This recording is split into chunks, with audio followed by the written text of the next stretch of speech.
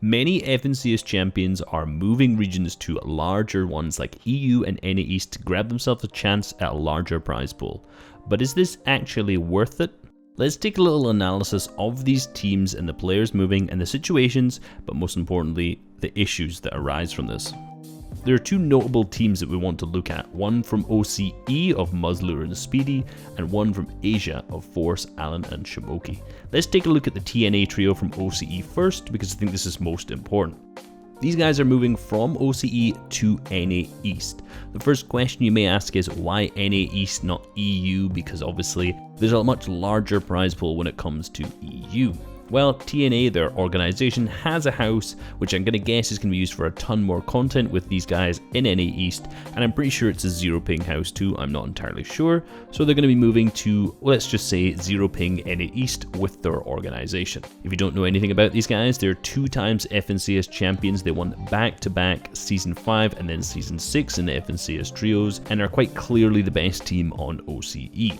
Now yes, they are the best team on OCE, but how will they fare up against the talent on another big region like NA East? Well, historically pretty well. If you remember all the way back to Season X, we saw Zora, Jalen and Parpy who won Week 4 of Season X. They also ended up placing 6th in the finals and did really well in some of the cash cups that they were there as well. So historically, the OCE teams who have moved over, I think this is basically the only full team who has moved, have performed really well. And if we look at the earnings they got while they were there over this time, it was roughly between $30,000 to $40,000 depending on the player, which is actually equal to or more than they've ever made on OCE, excluding making the $50,000 minimum from World Cup finals. So clearly there has been a positive history of full teams moving over to another region. I kind of hinted at a little bit of what I think one of the biggest issues will be, and it's one of the things that NA East has historically been problematic with, which is drop spots. Now during their run, their drop spot of choice was Lazy Lake. However, if you try to move over to NA East and go to Lazy Lake, you're going to run into Saf, Stretch and Canada now this season, who will never leave that drop spot.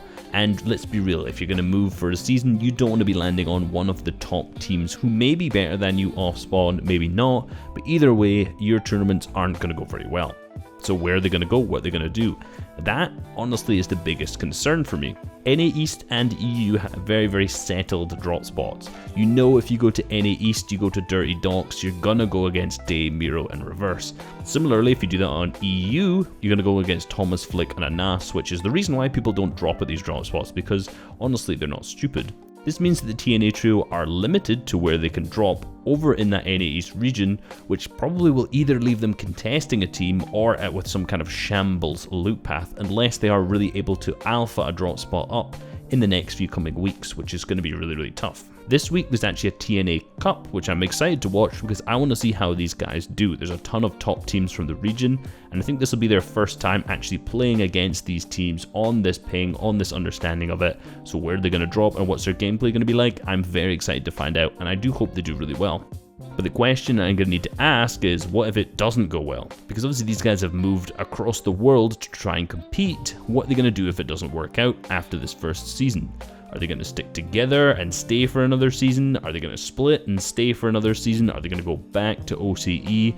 This is definitely an interesting situation for Muzzlooter and Speedy. I think there are some huge potential because I do believe this team can perform in this region. But at the same time, there are some things that do worry me about this team moving over here. And in particular, if it doesn't work out for this season. Okay, so that's Muzzlooter and Speedy. But what about the other team I mentioned? Force, Allen and Shimoki. Well, I have different concerns here, and for different reasons, because the entire team is not moving. Only Force is moving from this team. Now, if you don't know anything about these guys, they were the winners on Asia. So they were the FNCS champions who won the Asia region, and they won themselves $12,000 each.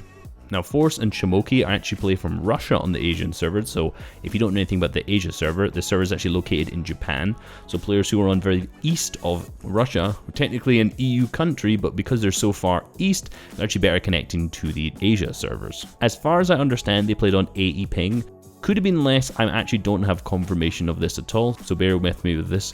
And then Alan, I think, is a Japanese player who played on 0 pings. So basically they had a Japanese player with 0 ping and 2 80 ping players. And they managed to win on the Asia region, which is very, very impressive. So Force is actually splitting up from Alan and Shimoki and moving to EU, not instead of NA East.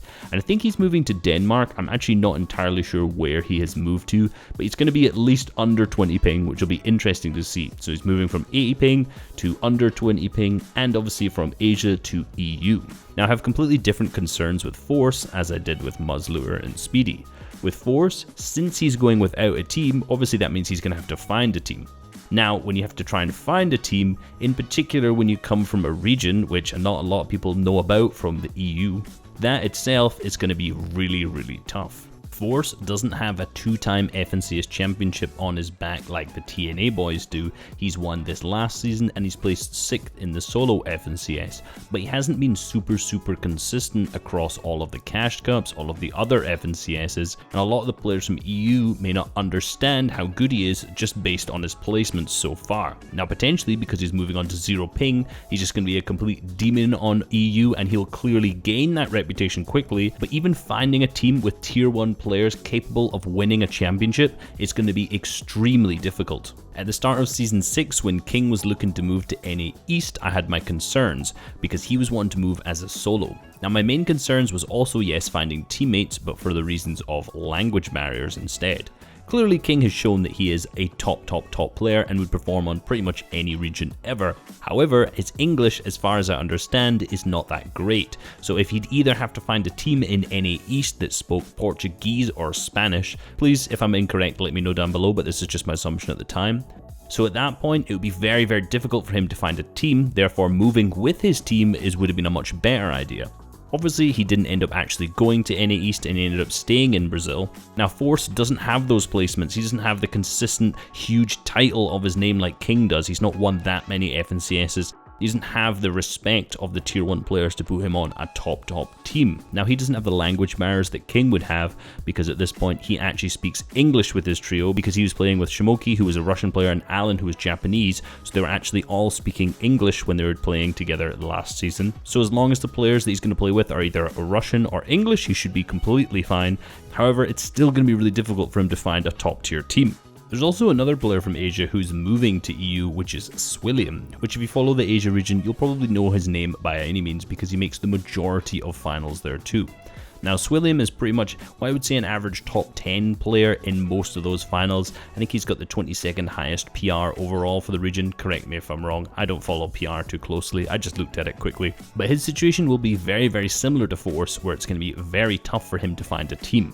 Overall, I think moving with the team, if you're going to go from region to region, is absolutely the best idea, especially if you're guys like the TNA boys who have performed extremely well on the OCE region, and you can see the huge potential of them being able to perform on another region. With Force, I'm slightly concerned that he won't be able to find a tier 1 team to be able to perform in FNCS and make themselves up into maybe even finals or a top 10. All the best to all these teams. I love teams switching regions and I think it's going to be super interesting to watch. This is as close as we get to lands and comparing region v region, so it's super exciting. Hope you guys enjoyed this video and learned a lot. Peace.